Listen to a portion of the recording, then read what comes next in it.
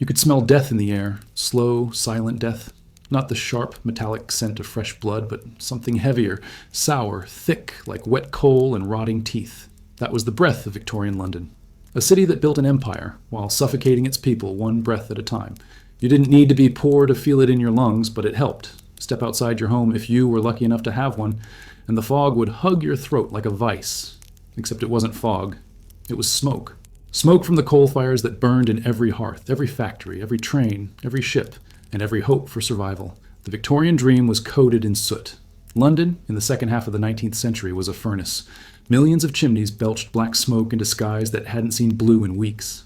They called it London fog in polite society. Poets romanticized it. Painters captured it. But the truth was far uglier. This fog was poison. Sulfur dioxide, carbon monoxide, and a swarm of ash particles settled into the lungs of men, women, and especially children. It caused what doctors vaguely referred to as consumption, or catarrh of the lungs. The medical language may have sounded noble. The result was anything but. Children coughed up blood before they could write their own names. Mothers miscarried without knowing why. Elderly men collapsed in the street from what they assumed was old age, but was, in fact, slow suffocation. If you worked outside, your chances of making it past 50 were thin. If you worked inside, in a factory or near a boiler, they were even thinner. Air wasn't something you breathed in London, it was something you endured. Even the architecture betrayed the sickness. Buildings blackened by soot looked centuries older than they were. Laundry hung out to dry came in white, but came back in shades of gray. People spoke of the weather as if it were a misbehaving dog. Beastly air today, they'd mutter, pulling scarves over their faces, unaware that the scarf would trap the soot closer to their skin. Londoners learned to live with the invisible killer. They stopped asking why their children wheezed at night or why their throats bled in the morning. They accepted it the way one accepts cold winters or rising bread prices, a fact of life, not something to be questioned. But every so often, the city gave them a reminder they couldn't ignore. Like in 1873. Over the course of 3 bitterly cold weeks in January, more than 150 people died from what newspapers would later call fog fever. The death toll spiked again in 1880, then again in 1892, and most tragically in 1952, long after the Victorian age, when a great smog killed over 12,000 Londoners in just a few days. These weren't plagues, these weren't wars, these were deaths by air. But even before these apocalyptic events, the warnings were there. In hospitals, where the beds filled faster than doctors could discharge them. In churches, where funerals for children under 5 became grim routine. In factories, where workers coughed into rags blackened by soot. There was no escape, unless you were rich. The upper class, those fortunate enough to live on higher ground or escape to country estates, could breathe a little easier. Their lungs still blackened, but not as quickly. They died slower. That was their reward. The poor, on the other hand, couldn't afford rewards. Their homes were often near industrial hubs, factories, slaughterhouses, gasworks, all of which pumped poison directly into their bedrooms. Coal dust settled on the bread they ate, the milk they drank, and the pillows they cried into. It clung to their hair, their skin, and their fate.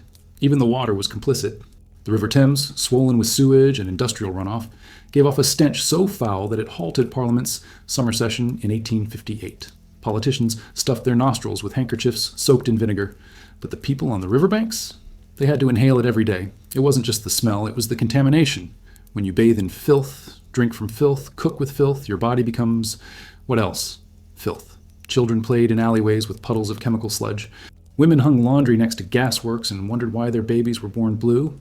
Men worked 12 hours in boiler rooms and coughed up pieces of their lungs by payday. This wasn't Dickensian exaggeration.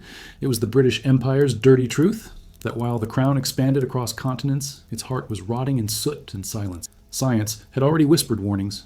Doctors and chemists noted the links between air quality and premature death. But their voices were drowned in the sound of industry. Progress had a cost, and London paid it in lungs. There were no masks, no purifiers, no filters, just cloth scarves, open windows, as if that helped, and superstition. Some believed the fog was divine punishment. Others thought it was ghosts, but no one really knew. And so they coughed and stumbled and watched each other die, slowly, quietly, respectfully. And yet, people still came. From the countryside, from Ireland, from Scotland, from across the seas. London was the dream, the promise of work, of money, of something greater. They arrived by the thousands, and the city swallowed them whole. For every man who made a name, 10 more made a coffin. It wasn't just survival, it was a gamble. And in this game, the house always won. London offered opportunity, but it extracted a price no one saw coming. You might have escaped the famine or the war, but could you escape the very air you breathed?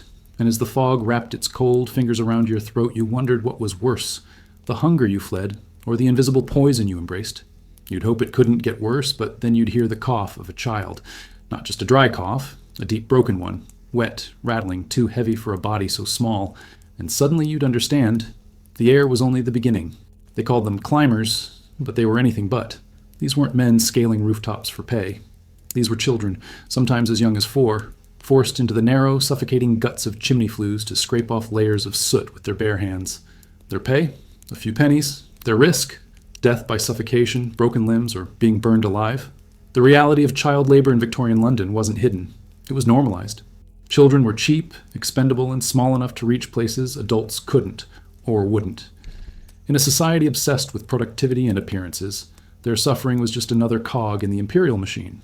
The life of a climbing boy was nothing short of horror.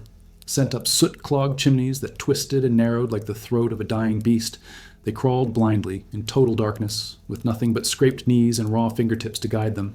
Many got stuck, literally wedged into spaces so tight they couldn't breathe, their ribs crushed under the weight of stone and soot. If they screamed, no one heard. If they didn't, they were found days later, dead, blackened, and stiff. The soot itself was lethal. It coated their skin, invaded their lungs, and caused a type of cancer so specific it became known as chimney sweep's carcinoma. Their genitals would blister and rot from constant exposure to the toxic grime. No one taught them hygiene. No one offered them protection. Some masters believed that washing a sweep too often would make him soft, better dirty and obedient than clean and defiant. And yet, chimneys were just one trap. Others toiled in factories, stitching boots, crushing bones for fertilizer, or dipping matches into phosphorus, an act that led to phossy jaw, where the jawbone literally decayed from the inside out. Their faces would swell grotesquely, glowing in the dark from the chemical rot, and eventually crumble, leaving them disfigured and dying in agony. Girls fared no better. In matchstick factories, young girls inhaled white phosphorus daily, their teeth rotting to stumps by age 12. In textile mills, their hair got caught in looms. If they cried, they were beaten. If they bled, they were scolded for slowing production. These were not isolated cases. This was a system, a city, a world built on the backs of children too young to speak for themselves. Their days started before sunrise. No school, no play.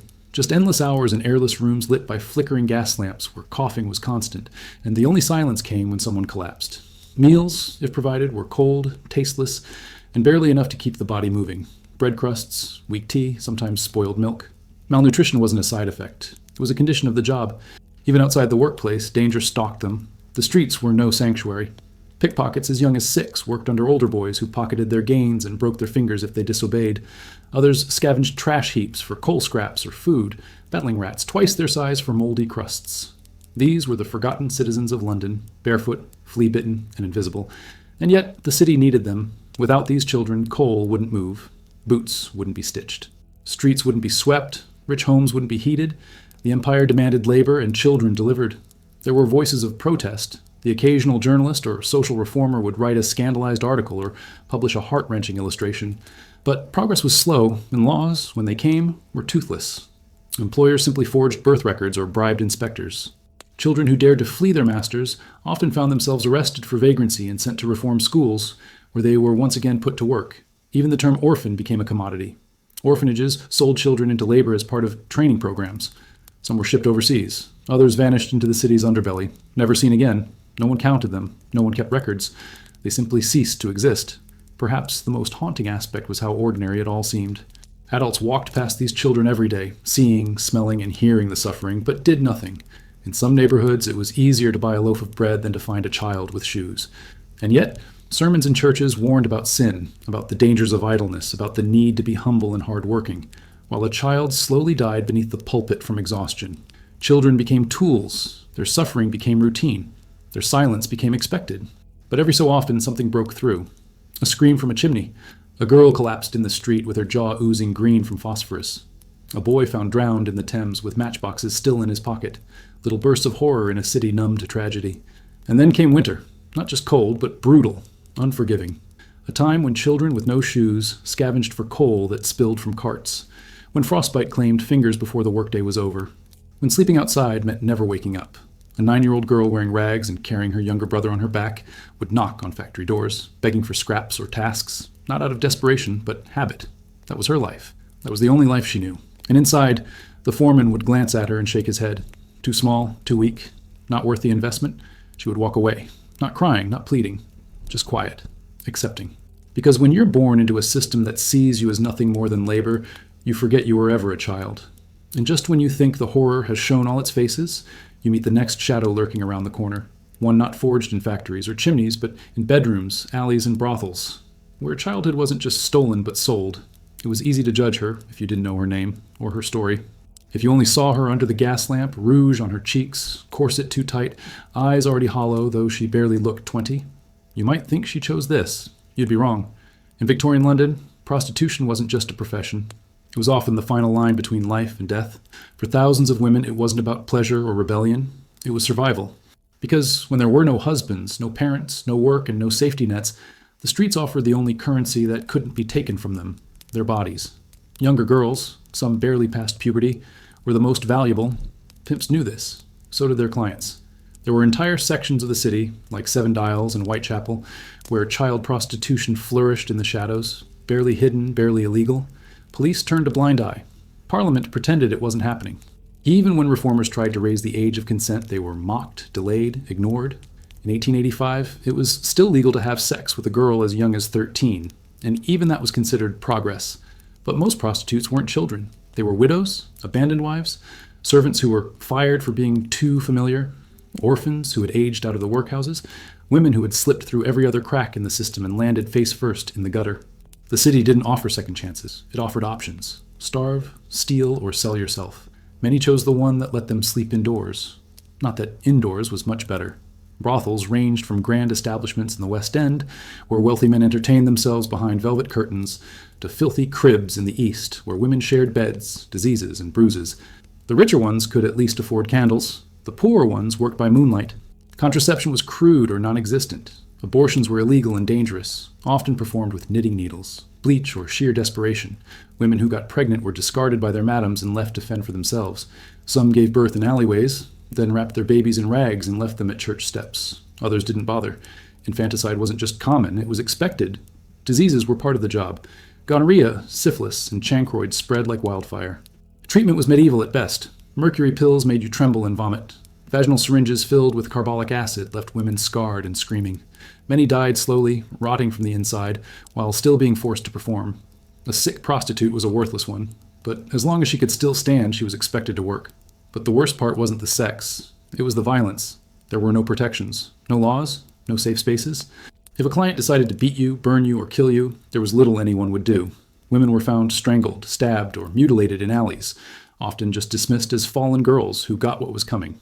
The police kept records, but rarely investigated. Unless, of course, the killer was theatrical enough to make headlines. Which brings us to a name that still echoes through history, Jack the Ripper. He didn't invent violence against prostitutes. He just made it impossible to ignore. Between August and November of 1888, 5 women, Mary Ann Nichols, Annie Chapman, Elizabeth Stride, Catherine Eddowes, and Mary Jane Kelly, were butchered with such precision and cruelty that the world stopped and stared. Newspapers sold millions of copies. The city was gripped with terror. But long before the Ripper stalked Whitechapel, women had been dying in silence. Their names lost, their deaths barely noted. What Jack exposed wasn't just horror, it was the hypocrisy of a society that preached morality while feeding on desperation. Victorian London wrapped itself in modesty and virtue, but behind closed doors, its hunger was feral. Rich men visited brothels after church. Policemen accepted bribes in one breath and preached order in the next. Women were judged for selling sex, but men were rarely questioned for buying it. And still, the demand grew. There were an estimated 80,000 prostitutes in London by the late 1800s, one for every 36 people. That's not a hidden world. That's a system. For some women, the brothel was the only place where they could earn enough to stay alive. And maybe, just maybe, climb out. A few did. A very few. But most were trapped in a cycle. Disease, pregnancy, rejection, hunger, desperation. Repeat. The church offered salvation, but only if you repented, confessed, and agreed never to speak of what you had done. Some women took that path. Others knew it was too late. And for those who tried to leave without guidance or protection, the world outside was often even crueler. No one hired a fallen woman. No one married one. No one believed one. And if you had a child, that child inherited your shame. The sins of the mother passed down not just morally, but economically and socially. Even reformers, with all their good intentions, often failed to see the full picture. They spoke of rescuing women, but rarely asked what they were being rescued from, or where they were being rescued to. A workhouse, a laundry asylum, a convent? None of those were homes. None offered autonomy, just different types of prison walls. And yet, these women endured. They laughed. They shared cigarettes. They protected each other when they could. In the harshest corners of London, where society refused to look, sisterhood bloomed out of necessity. It wasn't glamorous. It wasn't safe. But it was real. And while the city kept building its empire, the women in its shadows bore the cost, bleeding, coughing, and vanishing one by one, until all that remained was a rumor, a whisper, a body in the alley with no name. But the tragedy didn't end at the brothel door. It followed these women back to where they tried to sleep, to the rooms they called home, to the tenements packed with filth, with rats, with people, and none of them safe. Because the only thing more unforgiving than the street was the place you were supposed to rest, home. The word itself promises refuge, safety, a place to rest your bones and lock out the world. But in Victorian London, the word home carried no such warmth, especially for the poor. A home was often a single damp room shared by an entire family, or a crumbling cellar where light never reached, or worse, a crowded lodging house where strangers slept side by side, stacked like crates, breathing each other's air, diseases, and despair. The slums of London, places like Bethnal Green, Spitalfields, and St. Giles, weren't hidden. They sprawled right alongside the city's booming commerce. While the West End glowed with gaslight and opera music, the East End suffocated in its own filth. The contrast was grotesque. One part of the city danced in ballrooms, the other part drowned in sewage. Overcrowding was not a problem, it was the norm. Entire families, father, mother, 4 or 5 children, often shared a room no larger than a modern-day elevator. There was no insulation, no clean flooring, no ventilation. The walls were damp with mold, the ceiling leaking cold water when it rained, which was often. Rats scurried between piles of old bedding, and fleas were constant companions. In some tenements, people slept in shifts. One person would occupy the bed during the day, another at night. Ownership wasn't a concept, space was borrowed. The stench was overwhelming. It wasn't just body odor or rotting food. It was the accumulated aroma of unwashed humanity living in tight quarters without plumbing. The chamber pots overflowed. The shared privies in the yard, when they existed, were rarely cleaned. Sometimes entire buildings emptied their waste directly into the alleyways. In hot months, the smell fermented into a choking fog that clung to everything. If you think this sounds like exaggeration, consider this. In 1850s London, 1 in 5 homes had no access to a toilet of any kind. None. Residents resorted to defecating in buckets, ditches, or simply behind the house. Children, barefoot and unaware, played just feet from human waste. Diseases like cholera, dysentery, and typhoid flourished, not just because of the filth, but because people had no alternative. This was their normal. Then there were the common lodging houses, cheap, grim accommodations rented by the night. A penny got you a space on the floor. A few more might earn you a spot in a shared bed with a stranger. These weren't brothels, though many doubled as such. They were places where the desperate went to avoid freezing to death. Privacy didn't exist. Theft was common. Violence was expected. And if you died in the night, they simply moved your body and made space for the next guest. Landlords didn't care. Most of them never visited the properties they owned. They collected rent through intermediaries, and if tenants failed to pay, they were evicted. No questions asked. Even women with newborns weren't spared. The streets were full of displaced families pushing carts with their belongings, searching for a corner to claim before nightfall. And yet, despite the conditions, people made do. They cooked meals over tiny coal stoves, even when smoke filled the room. They washed their children in basins with cold water fetched from public pumps, if the pumps weren't dry or contaminated. Women mended clothes by candlelight. Men slept with knives under their pillows. Children sang songs in the alleyways, using bits of broken brick and rope to invent games between shifts of begging or labor.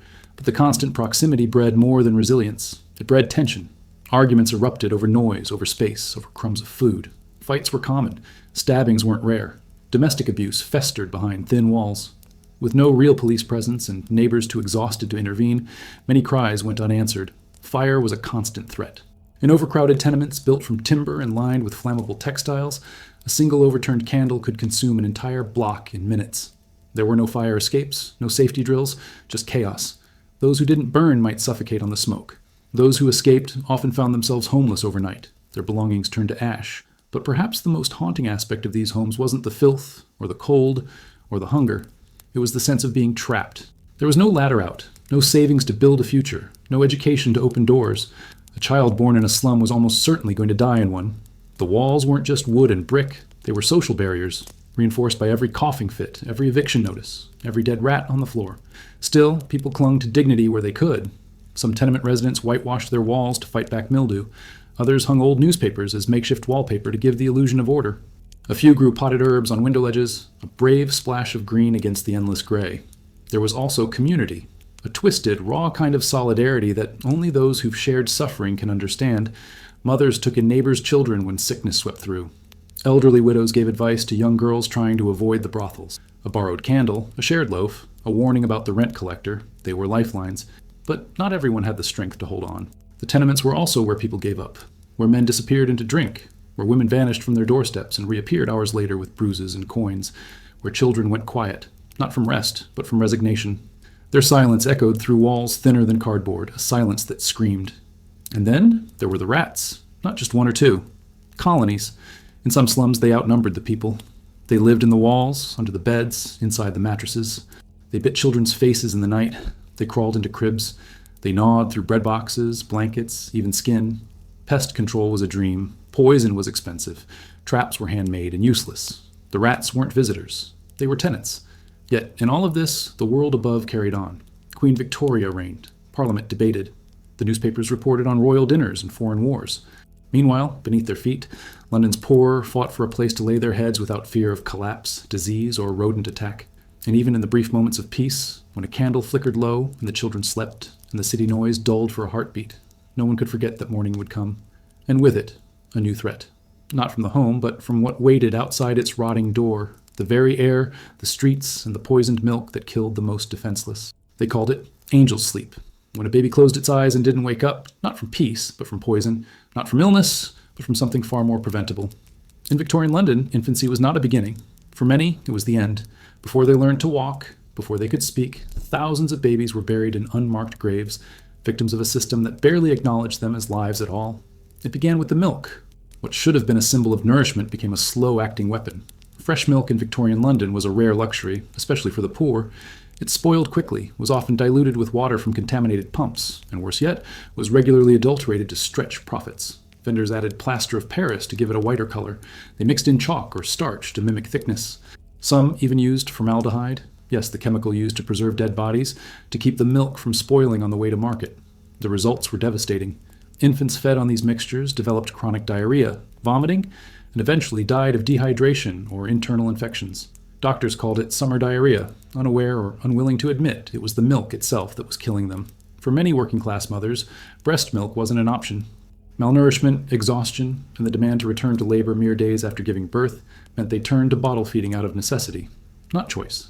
And here came the second threat, the bottles. Victorian feeding bottles were marvels of poor design, glass with a long, thin rubber tube and a cork stopper.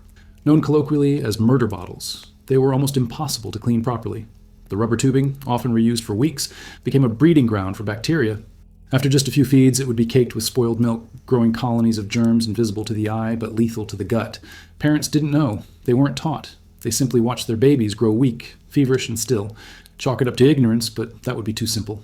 The truth is, these dangers were whispered about. Midwives and nurses warned of bad bottles and thin milk. But in communities where hunger gnawed louder than science, those whispers got buried under necessity. But milk and bottles weren't the only silent killers. The very objects meant to protect babies, cribs, teething powders, even toys, were riddled with danger. Lead was everywhere, used in paint, cosmetics, pottery, even in the glaze of baby bottles. Lead was considered safe. Its slow, invisible toxicity made it the perfect assassin. Babies chewed on painted wooden toys. They licked flakes from window frames. They drank water stored in lead-lined tanks. And as their tiny bodies absorbed the metal, it attacked their brains, their kidneys, their blood. The effects were brutal. Seizures, developmental delays, blindness, and death.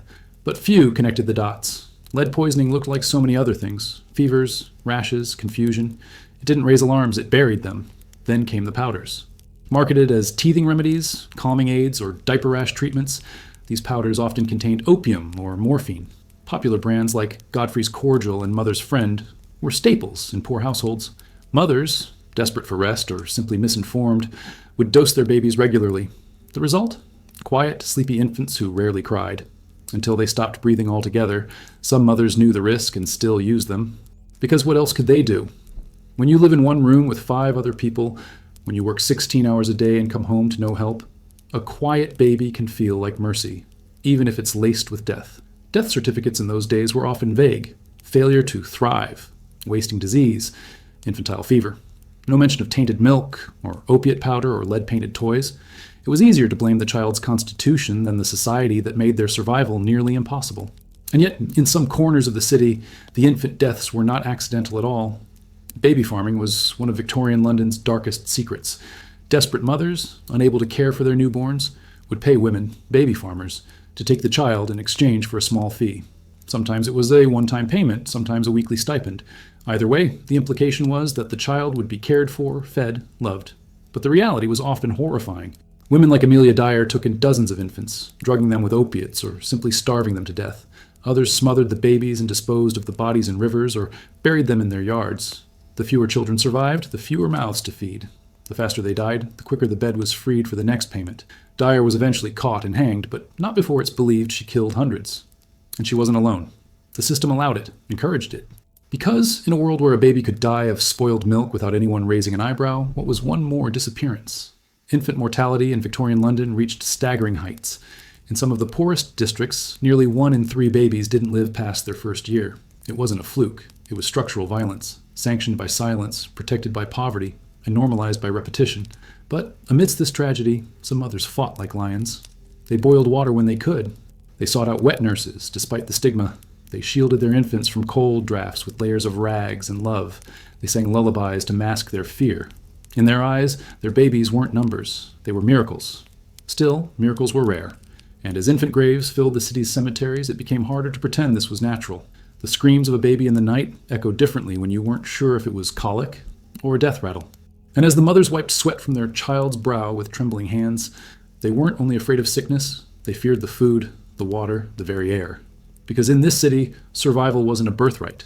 It was a battle. And that battle didn't pause when nature called. Because even if your baby survived the food and the bottle, where exactly would you take them to use the bathroom? In a world with no plumbing and no mercy. You don't think about a toilet until you don't have one. But in Victorian London, not having a toilet wasn't a rare inconvenience. It was the default reality for millions. Entire neighborhoods functioned without plumbing, without sewers, without privacy, and most damning of all, without dignity. For the poor, relieving oneself wasn't a private act. It was a daily public negotiation with filth, shame, and disease. At the time, indoor bathrooms were the exclusive domain of the upper class. Lavish mansions had servants who carried warm water, cleaned marble tubs, and emptied discreet chamber pots without complaint. But for the rest of London, especially the vast, heaving mass of working-class families, going to the bathroom meant something else entirely. Imagine waking up before dawn in a freezing tenement room. You've got 7 people crammed into a single space, 2 kids still asleep on the floor, your spouse sick with fever, a bucket in the corner already half full of waste from the night before. There's no running water, no flush. The air is thick with human smell. You pray it doesn't spill. That bucket was known, euphemistically, as a slop pail. It served as the family toilet, emptied, ideally, once a day, sometimes less. The lucky few had access to a shared outhouse in the courtyard, but often that outhouse was a pit latrine, just a hole in the ground with a wooden seat and no drainage. When it filled up, it had to be emptied manually by a class of men known as night soil collectors. These men would arrive after midnight, haul away the excrement in carts, and disappear before sunrise. If they didn't come, or if they were late, waste piled up, fast. In overcrowded slums, as many as 20 families shared a single outdoor toilet. That's not 20 people, that's 20 families, with children, with illnesses, with nowhere else to go. The line to use the privy often stretched down the alley, especially in the early mornings. People learned to time their bodily functions, or suffer the consequences. Women had it worse. Venturing outside at night meant risking assault. Many chose to use pots or rags inside the home rather than brave the darkness. Privacy was non-existent. Modesty was a privilege no one could afford. Urine and feces soaked into the floorboards. The smell never left. Now multiply that by thousands. London's working-class neighborhoods became slow-moving rivers of human waste. It pooled in gutters. It clogged drains. It overflowed into basements. In dry weather, the stench was unbearable. In wet weather, it ran through the streets, mingling with mud and rotting food. Children played in it. People stepped over it. No one could avoid it. The River Thames, once a source of life, became the city's open sewer. Every cesspool, every slop bucket, every overflowing privy eventually fed into it. The water turned black. Bubbles of methane and decay rose to the surface, bursting with a foulness that clung to your clothes. During the summer of 1858, the smell became so horrific that Parliament had to suspend its sessions. MPs gagged behind scented handkerchiefs, and some even doused their curtains in carbolic acid to survive. That moment went down in history as the Great Stink, but it wasn't just about the smell. The consequences were lethal. The lack of sanitation triggered wave after wave of epidemics, most famously cholera, which swept through London repeatedly in the 1830s, 1840s, and 1850s. People dropped dead in the streets within hours of symptoms appearing. At first, doctors blamed miasma, bad air. But the real culprit was in the water. Contaminated by excrement, the city's drinking supply became a delivery system for death. A physician named John Snow, often called the father of modern epidemiology, made the connection during the 1854 cholera outbreak. He traced the cases to a single water pump on Broad Street. When authorities removed the pump handle, the epidemic slowed. Snow's discovery was groundbreaking, but change came slowly. Infrastructure was expensive, bureaucracy was slow, and the poor remained expendable. Even when reforms began, new sewers, cleaner waterworks, stricter sanitation laws, the benefits were uneven. The wealthy enjoyed the improvements first. The poor waited decades. In some slums, nothing changed until well into the 20th century. Meanwhile, Londoners learned to adapt. They scrubbed themselves with rags dipped in cold water. They sprinkled ash or quicklime into their waste buckets to mask the odor. They built makeshift screens for privacy. Children were trained early to use gutters when no alternative was available. Life didn't pause because of the filth. It just bent around it. Soap was a luxury. Water had to be carried up from street-level pumps. Baths were rare. Once a week, if that. Entire families reused the same tub of dirty water. And don't imagine soft towels or scented lotions.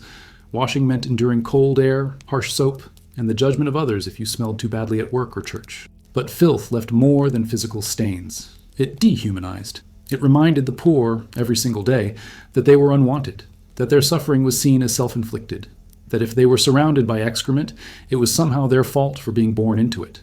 Children internalized this. They learned to associate their own bodies with shame. They flinched when caught squatting in alleys. They whispered when asking to use the bucket. They grew up feeling unclean, not just in flesh, but in spirit. And still, the city moved on. London grew richer, grander, taller. But beneath its shining clock towers and iron bridges, the people at the bottom waded through waste just to keep going. And the irony? In a society obsessed with morality and purity, the dirtiest thing wasn't the body. It was the system. A system that preached decency while letting people rot from the inside out, starting with the lungs, the stomach, and the skin. Because if you think the human cost of sanitation was horrific, wait until you see what the work itself did to those who carried it out, those who labored in silence, who toiled in darkness, who built the wealth of an empire with bleeding hands and broken backs, and were never allowed to rest. Factories were the lifeblood of the empire. Textile mills, matchstick plants, bootmaking workshops, metal foundries. London thrived on their output. But every finished product bore the silent imprint of human suffering. Men, women, and children worked side by side in vast, deafening rooms where the air was thick with dust and the machines never stopped.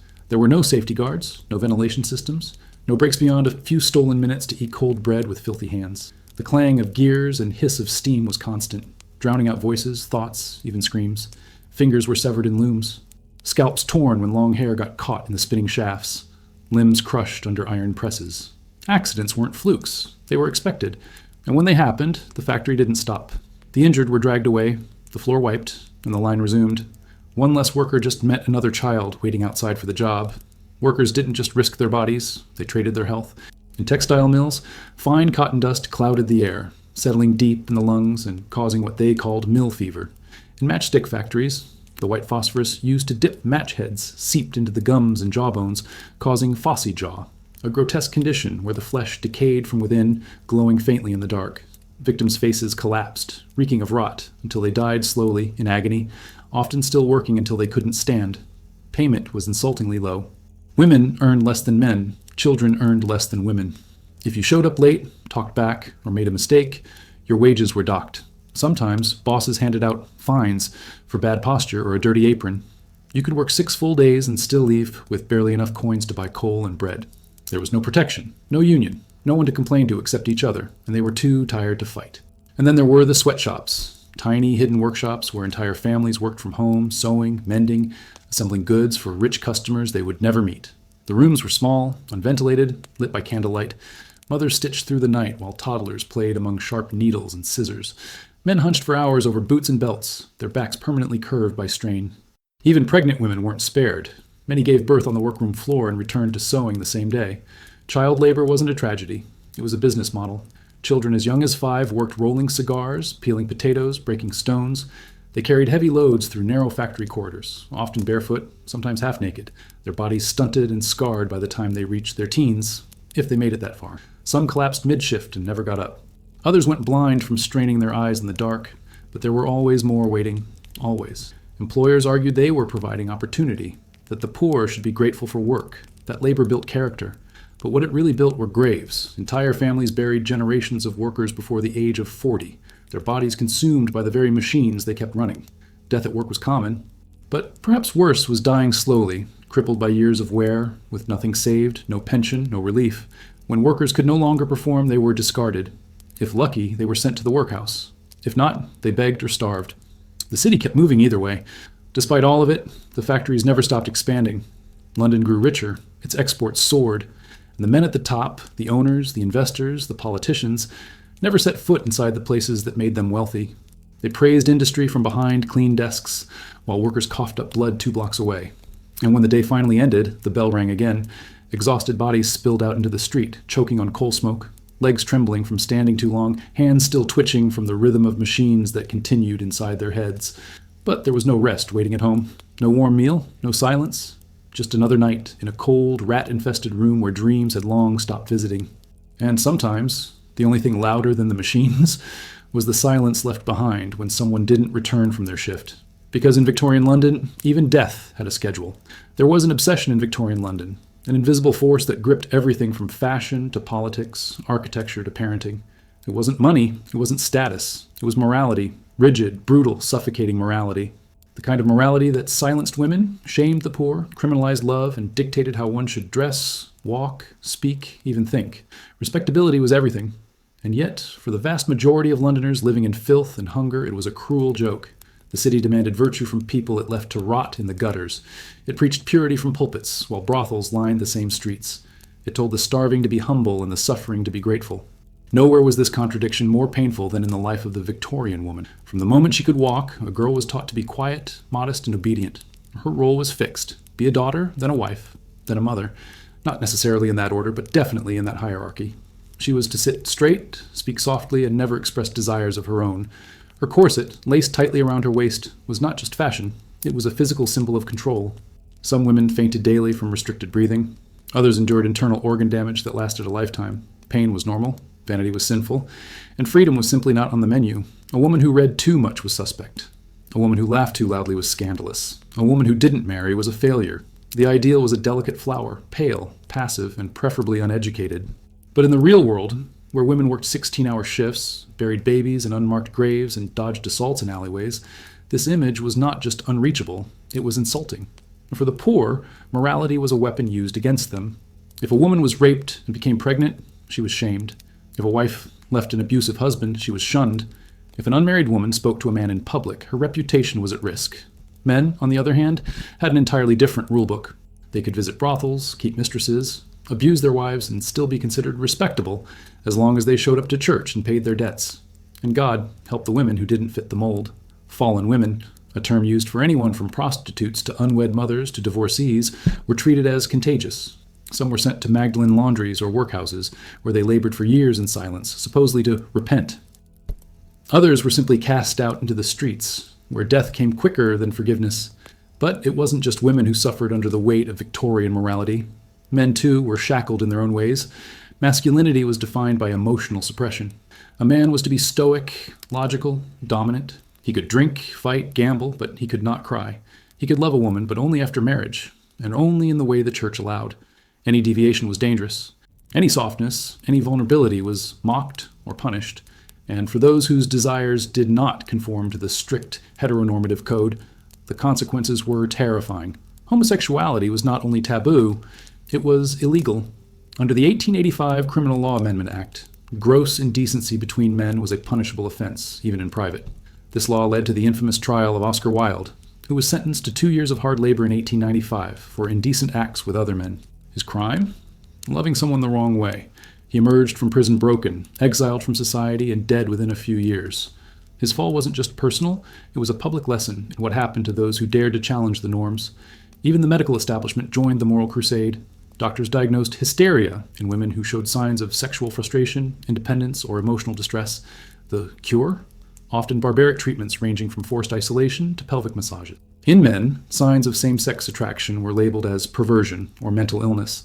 Homosexuality was studied, not understood, feared, not treated. Religion poured fuel on this fire. The Victorian Church, with its sermons of damnation and purity, reinforced every social boundary. It taught that poverty was a result of laziness, that suffering was a divine test, and that sex, even within marriage, was a necessary evil, not a source of pleasure. Children were raised to fear hell before they could read. Public behavior became a performance. People hid their real lives behind curtains and whispers. Couples in loveless marriages played the role of harmony. Fathers beat their sons behind closed doors, then preached discipline at dinner. Women wore long gloves to cover bruises.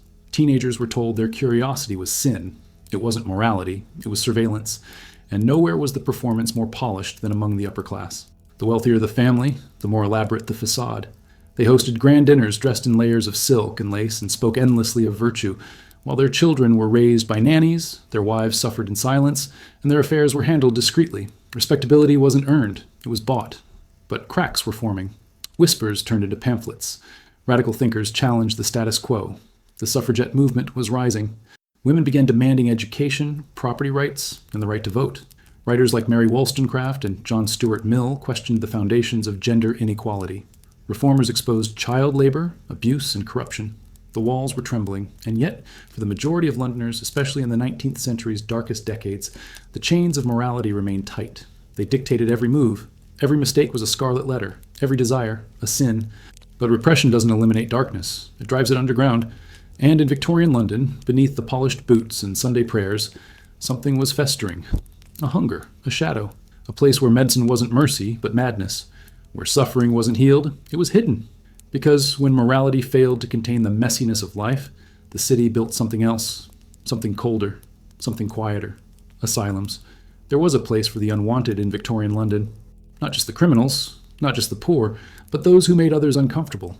Those who cried too much, spoke too loudly, trembled without cause, or refused to follow the invisible script. They were the ones who didn't fit. And for them, well, society had a solution, the asylum. To most Victorians, the word asylum didn't conjure safety. It meant abandonment, isolation, silence. Once the heavy doors closed behind you, it was as if you'd ceased to exist. Family members rarely visited. Names were scratched off letters. Patients were buried under the label of mad, as if that was all they had ever been. But madness in Victorian England had a flexible definition. A woman who grieved her dead child too long could be diagnosed with melancholia and committed. A teenager who refused marriage might be labeled morally insane. A man caught weeping in public could be considered weak of mind. Children with epilepsy were declared lunatics. Elderly people with dementia were hidden away, their confusion mistaken for madness. And homosexuals, if not jailed, were often institutionalized with treatment that looked more like torture than therapy. There was no one roadmap to madness, but once you were inside, your fate was no longer your own. The asylums themselves, places like Bethlehem Royal Hospital, better known as Bedlam, were originally founded with good intentions. But by the 19th century, many had become warehouses for society's inconvenient truths. They were overcrowded, understaffed, and underregulated. Patients were kept in locked wards, often chained to walls or strapped to beds. Sedation came in the form of opium, laudanum, or, if you could afford it, chloroform. But for most, restraint was physical. Straps, cages, ice-cold baths to shock the patient back into calm, isolation in pitch-black cells, silence as punishment, silence as cure. Doctors, if they could be called that, were often little more than observers. Some believed insanity could be treated through bleeding or purging. Others relied on fear, threatening patients with electric shocks or starvation if they didn't improve. Some genuinely tried to help, using kindness and routine, but even the best intentions were smothered by the sheer number of people and the lack of resources. Many patients didn't even know why they'd been committed. There were no trials, no hearings. A husband could institutionalize his wife with nothing more than a signed affidavit. Parents could remove a rebellious child from the household and send her to the asylum for her own good. The system required no proof, just the right paperwork. Once inside, speaking out only made things worse. If you protested, you were labeled violent. If you cried, you were hysterical. If you begged for release, you were clearly delusional. The walls closed in, not just physically, but mentally. You began to question your own sanity. You began to break, not because you were mad, but because the system required you to be. There were, of course, truly ill patients, people suffering from schizophrenia, bipolar disorder, or severe trauma. But even they rarely received understanding. Mental illness was a source of shame, a stain on a family's reputation. It wasn't treated with compassion. It was hidden, locked away in a room with barred windows and iron doors. In some cases, patients were subjected to experimental cures. rotating chairs that spun violently to reset the brain, devices that blasted cold water into the ears, diets of bread and water for weeks. Women with postpartum depression were sometimes given clitoridectomies under the belief that sexual deviance caused mental instability. These were not treatments. These were punishments wrapped in science, and yet some asylums doubled as entertainment. Bedlam, especially in earlier centuries, allowed the public to pay to walk through its halls and view the lunatics. Visitors laughed, pointed, gawked. The mentally ill were reduced to spectacle, a form of grotesque theater that reinforced society's distance from its own fragility. But even outside the asylums, the shadow of madness loomed large. People were terrified of being labeled unstable. They repressed emotion, swallowed grief, ignored trauma. Better to suffer in silence than risk being sent away. Women learned to hide their tears. Men buried their fear in alcohol or work. Children who talked to themselves were beaten into quiet. No one wanted to be next. The city itself didn't help. The chaos, the overcrowding, the constant fear of disease, death, and poverty, all of it gnawed at people's sanity. PTSD wasn't a diagnosis yet, but London was full of survivors, of fires, of famine, of violence, dragging invisible wounds. No one treated them. No one even acknowledged them. They simply carried on until they broke. And then, quietly, they disappeared behind asylum walls. And those walls weren't just physical. They were social, moral, emotional. You could walk free through the streets of London and still live in a prison of shame and silence. People self-censored. They lied about their family histories. They hid relatives in country homes or claimed they had gone abroad. Mental illness wasn't just a personal burden, it was a social contagion. But in the forgotten corners of these asylums, strange things began to stir. Reformers started to take notice. Some doctors advocated for humane treatment, calling for open wards, occupational therapy, and the radical idea that the mentally ill were still human beings. Writers and artists began to speak out. Poets wrote about their time in institutions. Painters captured the terror of isolation. Stories emerged, not of madness, but of survival. These whispers became voices. The voices became movements. And the institutions, once untouchable, began to crack. But the fear didn't go away. Because even as the asylum walls slowly crumbled, another fear gripped London. A fear more primal, more chaotic, less predictable than madness. It was the fear of walking alone at night, the fear of footsteps behind you in a narrow alley, the fear of a stranger with a knife and no face. Because just when you thought London couldn't get darker, something began stalking its shadows. In the cold, fog-choked streets of Victorian London, fear had a shape, and that shape moved silently, with a blade in hand. For a city already weighed down by filth, disease, starvation, and moral suffocation, there came something even darker. The terror of not knowing who, or what, was watching from the shadows. It wasn't just Jack the Ripper, though he remains the most infamous. It was the broader reality, that in a city teeming with over 4 million souls, anonymity was both armor and weapon. A man could disappear into the crowd just as easily as a rat into the sewer.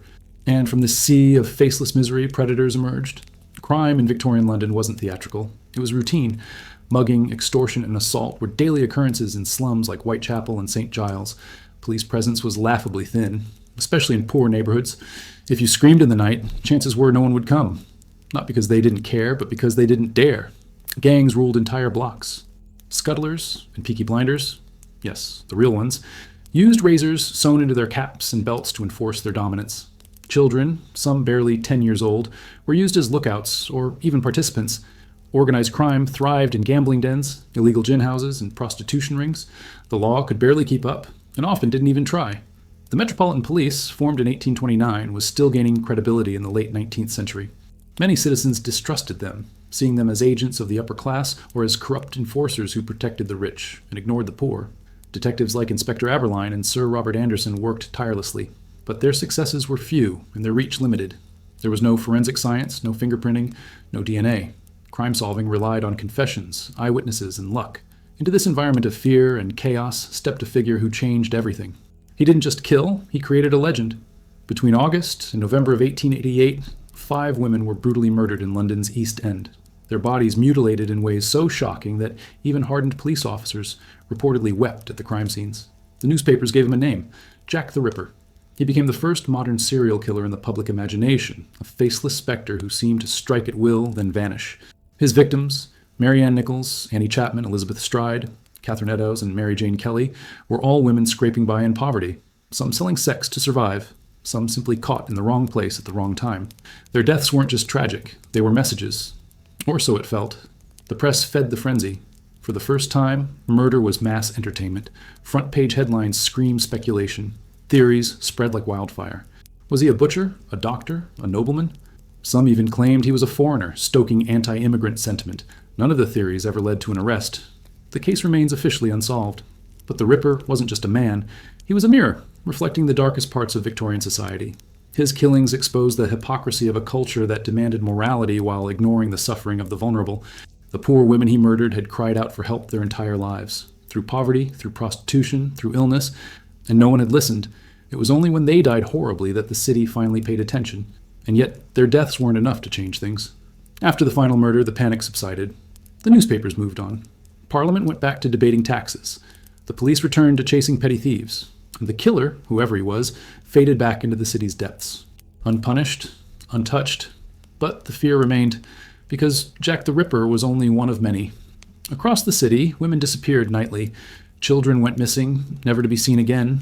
Men were found stabbed in alleys. Bodies floated down the Thames. Most of these cases were never solved, and many were never even investigated. The city didn't have the time, or the will. This climate of violence bred something strange in Londoners, a fascination with death. Penny dreadfuls, cheap, serialized horror stories, sold by the millions. People collected newspaper clippings of murders. Public hangings, which still occurred in the early part of the century, drew massive crowds. Children watched executions. Families packed lunches and made a day of it. Death became spectacle. But fear wasn't just born of murder. It came from the belief that justice would never come, that some lives simply didn't matter enough to protect. That evil could walk beside you in the fog, tip its hat, and vanish. It bred paranoia. Women carried knives hidden in their corsets. Men traveled in pairs. Even the wealthy hired private guards to escort them between carriage and doorstep. And all the while, London itself became part of the legend. The narrow, cobbled lanes, the gaslights flickering in the mist, the endless footsteps echoing in the distance. Every alley became a story. Every stranger, a suspect. Whispers of ghosts and curses filled the void left by justice. People believed that parts of the East End were haunted, that spirits of murdered women wandered the fog, that evil lived in certain buildings. Spiritualism surged. Seances were held. Mediums claimed to channel the victims. Anything to make sense of the senseless. Because how could a city so advanced, so proud of its empire, its science, its morality, fail so completely to protect its own people? The truth was as ugly as the streets themselves. London didn't fail. It never tried. The system was designed to protect the powerful, and it did. Everyone else was expendable. The Ripper murders weren't a shocking exception. They were the inevitable result of a society built on silence, repression, and neglect. And when the final body was buried, London simply exhaled and moved on. But something lingered in that air. Something colder than fog, sharper than a blade, more enduring than fear. It was the knowledge that no matter how fast the city moved, no matter how high its buildings reached or how grand its speeches sounded, beneath it all, in the shadows it refused to light, there were still monsters. And some of them didn't carry knives. They carried titles, they wore robes, they passed laws. And the real horror, they never had to hide in the dark.